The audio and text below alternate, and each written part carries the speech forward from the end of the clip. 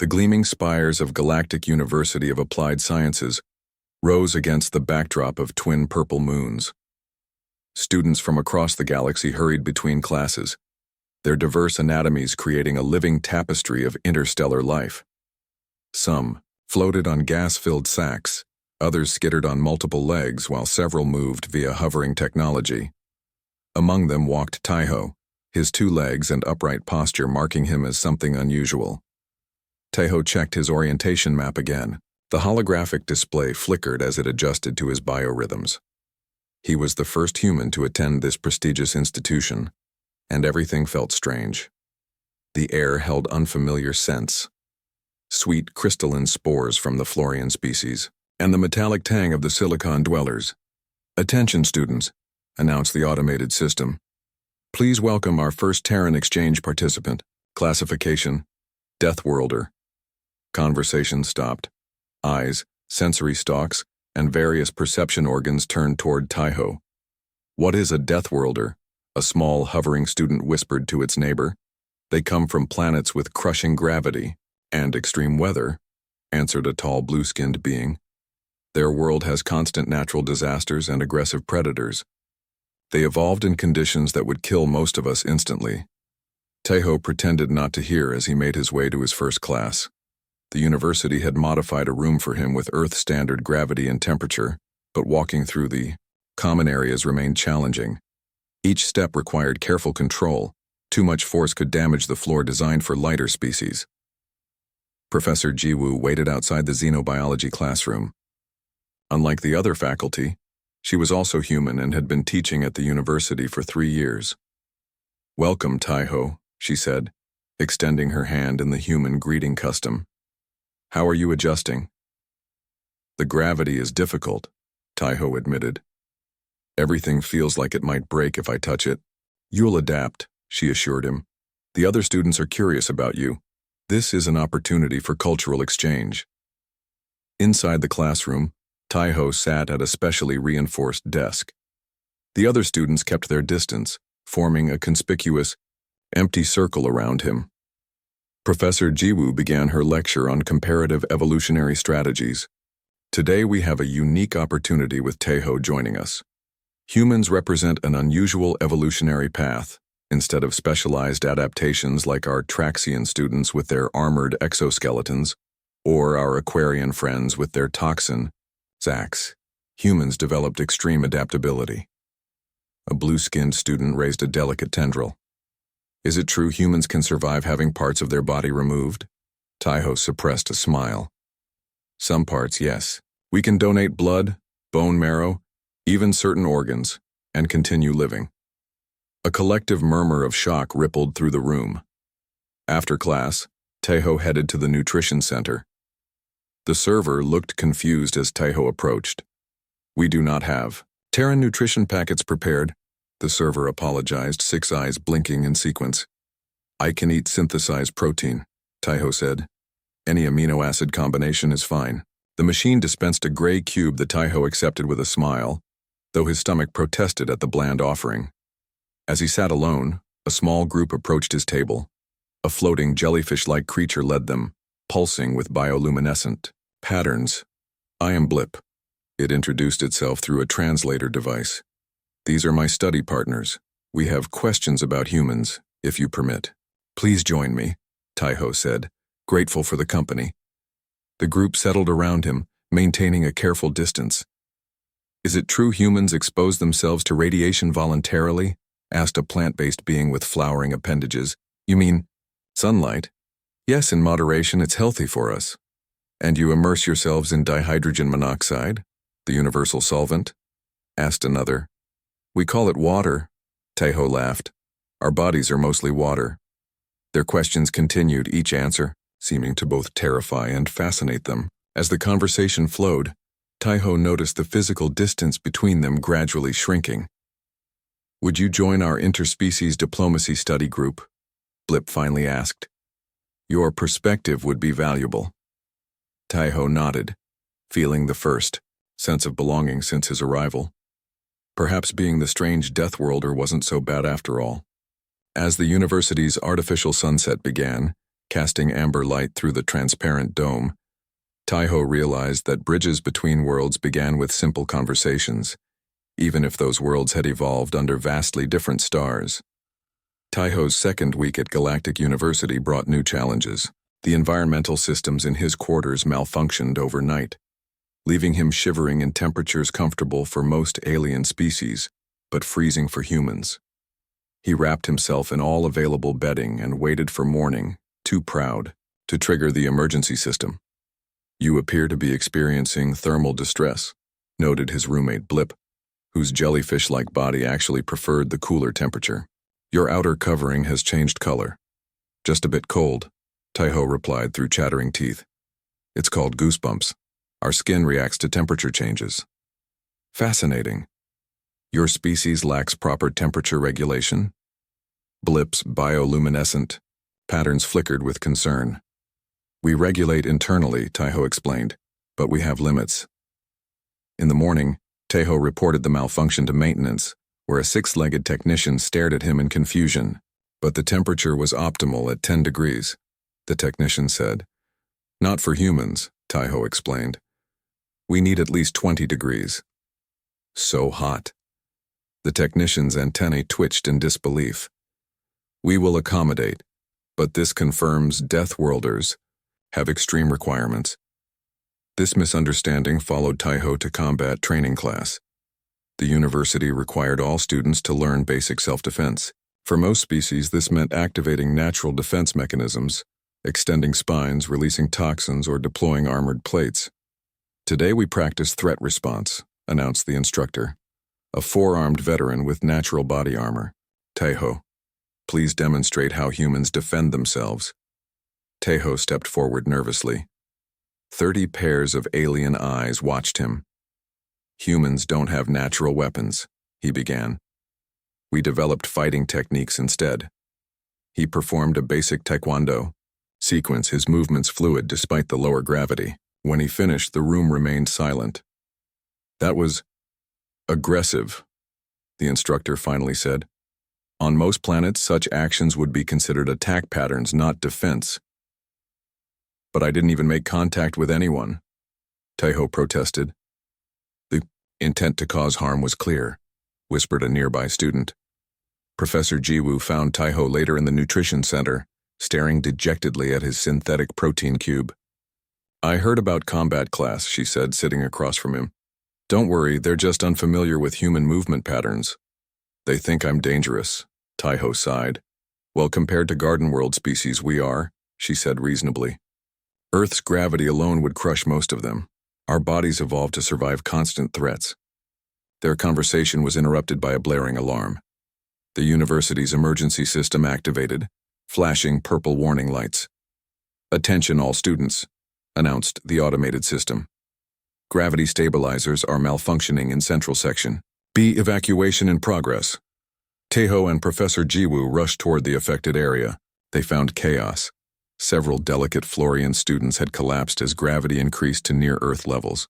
2 staff members struggled with a fallen beam blocking the exit. Without thinking, Taiho assessed the situation and acted. He moved quickly to the beam, planted his feet, and lifted. In Earth's gravity, it would have been heavy but manageable. Here, even with the malfunction, it felt lighter. He shifted it aside, clearing the exit path. "Evacuate now," he called to the stunned onlookers. As students filed past, Taiho noticed one small plant-based student still trapped under debris. He carefully lifted the wreckage, allowing Professor Jiwoo to pull the student free. When the emergency ended, Taiho found himself summoned to the administrative office. The university director, an ancient being with crystalline features, regarded him solemnly. "Your actions today have caused concern," the director began. "You displayed alarming physical capabilities." "I was helping," Taiho explained, confused. "You lifted objects designed to require mechanical assistance," the director continued. "Some students report feeling threatened by this demonstration of Deathworlder strength." Professor Jiwoo stepped forward. "Director, with respect, Taiho saved lives today. What appears as aggression to you is simply human adaptability. Nevertheless, we must consider safety protocols for all students, the director insisted. Perhaps separate facilities. That would defeat the purpose of cultural exchange, Professor Jiwoo argued. Instead, I propose an educational program. Let Taiho demonstrate human capabilities in a controlled environment, so others can understand. The director considered this. Very well. But any further displays of aggression will result in immediate review. As they left the office, Taiho turned to Professor Jiwoo. They really are afraid of me. They're afraid of what they don't understand, she corrected. Your job is to help them understand. That's why you're here. News of Taiho's actions during the gravity malfunction spread quickly through Galactic University. Students watched him with newfound caution, creating a wider berth in hallways when he passed. Some, however, studied him with calculating interest. One morning, a commotion in the central courtyard drew students from their classes. A sleek spacecraft had landed, bearing the emblems of the rival Galactic Military Academy. From it emerged 4 imposing figures, led by a tall being with 4 muscular arms and natural armor plates covering its torso. I am Du Yun, the 4-armed, being announced through its translator. Champion of the Military Academy. I seek the Terran Deathworlder. Taiho had been in xenobiology class when the announcement echoed through the university's communication system. Professor Jiwoo gave him a concerned look. You don't have to respond, she said quietly. But curiosity pushed Taiho forward. He made his way to the courtyard where a crowd had gathered. As he approached, the students parted to create a path. So this is the famous human, Du-hyun said, his upper arms crossed while his lower hands rested on ceremonial weapons, smaller than I expected. Welcome to our university, Taiho said politely. What brings military academy students here? Du-hyun laughed, a harsh sound that his translator rendered as static. We heard tales of a Deathworlder lifting structural supports and demonstrating combat forms. The academy was interested. Those reports are exaggerated, Taiho said. Are they? Du-hyun stepped closer, his height forcing Taiho to look up. Then perhaps you will decline our invitation. What invitation? Du-hyun produced a formal document, the holographic seal of the academy spinning above it. The interspecies physical aptitude competition, held every rotation between educational institutions. Your university has never fielded a Deathworlder before. Blip floated forward, pulsing with agitated patterns. The competition favors species with natural defenses. It would be unfair to expect Taiho to participate. Is that not the point of competition? To test oneself against others? Du-hyun turned his 4 eyes back to Taiho. Unless you fear proving Deathworlders are not as formidable as rumors suggest? Taiho felt the weight of everyone watching. He knew this was a trap, but his pride wouldn't let him walk away. I'll consider it. Professor Jiwoo intercepted Taiho as he headed back to class. You can't seriously be thinking of accepting. Why not? It might help change perceptions. The competition involves combat drills in various environmental conditions, she explained. Species with natural armor or adaptations have obvious advantages. But we have adaptability, Taiho countered. Isn't that what you're always teaching? That evening, Taiho's study group gathered in his quarters to discourage him. The competition is designed for beings with exoskeletons, explained a crystalline student named Lyra. The challenges include acid pools and radiation zones. And temperature extremes, added Blip, from near absolute zero to plasma level heat. Participants use protective gear, Taiho pointed out, which is calibrated for species with natural defenses. Lyra clicked in frustration. You would be at a severe disadvantage. Their debate continued until the lights suddenly dimmed. The environmental system emitted a low whine before shutting down completely. Emergency protocol engaged, announced the automated system. Environmental, control failure detected. All common areas affected. Temperature dropping to critical levels. Alarms blared as the group rushed to the door. In the hallway, chaos had erupted. Garden world species were collapsing as the temperature plummeted, their delicate biologies unable to cope with the sudden cold.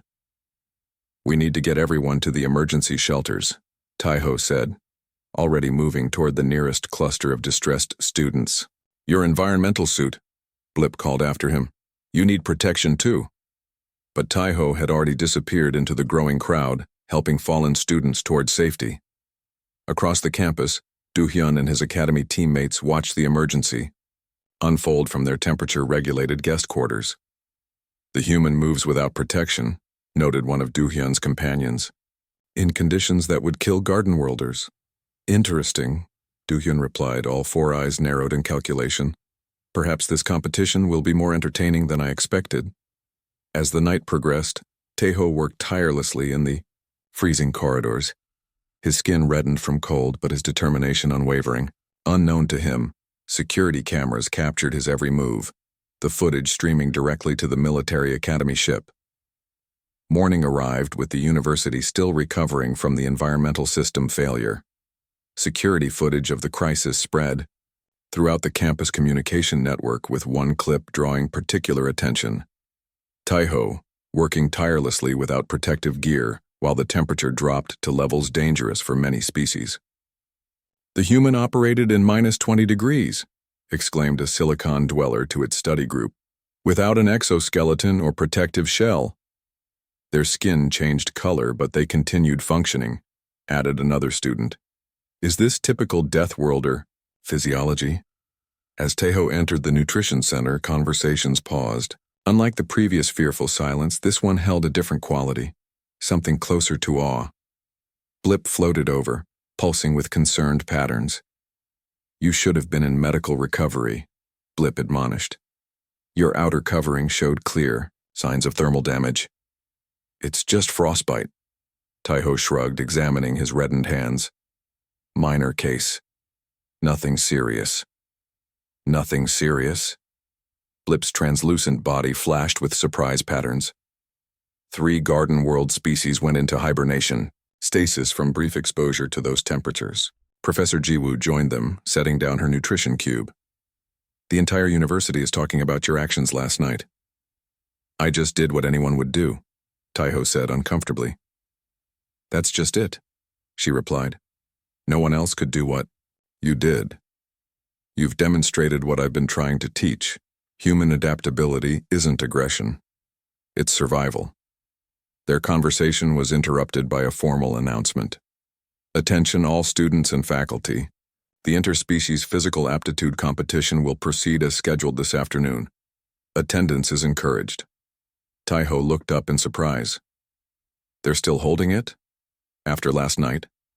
"The military academy insists," Professor Jiwoo sighed, "and our administration doesn't want to appear weak." "Have you decided?" Blip asked Taiho. Taeho nodded slowly. "I'm going to participate." The competition arena filled with spectators by midday. 4 platforms had been prepared, each simulating different planetary conditions. Taeho and the other competitors waited in the preparation area, donning specialized environmental suits. Do-hyun approached, his forearms already secured in protective armor. "I watched the security footage," he said without preamble. "Impressive for a soft-skinned species." "Thanks," Taiho replied cautiously. "It makes me wonder," Do-hyun continued, "what other capabilities humans hide beneath their unremarkable appearance." The competition began with an announcement. First challenge, Gravity Variation Combat Drill.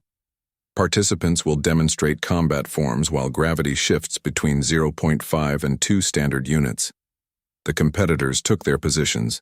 Do-hyun moved with practiced precision, his 4 arms executing complex patterns while his armored body adjusted seamlessly to the changing gravity. 2 other competitors, a silicon dweller and a crystalline entity, performed equally impressive demonstrations.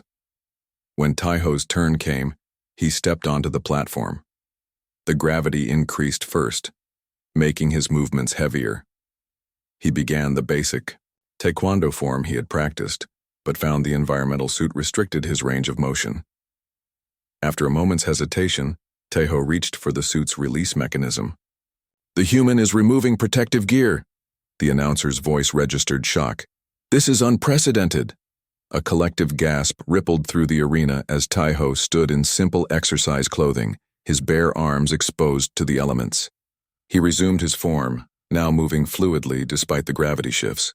Each kick and punch flowed into the next, his body compensating instinctively for the changing conditions. When the gravity decreased suddenly, Taiho adapted his techniques, using the lightness to execute spinning kicks that would be impossible on Earth. His bare skin glistened with sweat, but his movements remained controlled and precise. The arena fell silent, watching the human execute combat forms without technology or natural armor to protect him. When he finished, the silence lingered for several seconds before erupting into sounds of astonishment. Professor Jiwoo watched from the faculty section, a small smile on her face. Beside her, the university director's crystalline features reflected confusion. "Is this typical human behavior?" the director asked. "No," Professor Jiwoo replied. "This is exceptional human behavior, but the capacity for it exists in all of us."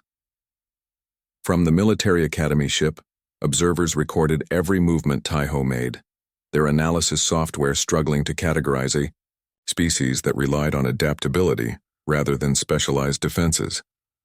The final results of the interspecies physical aptitude competition surprised everyone. Doohyun took first place with his perfect execution across all environmental challenges.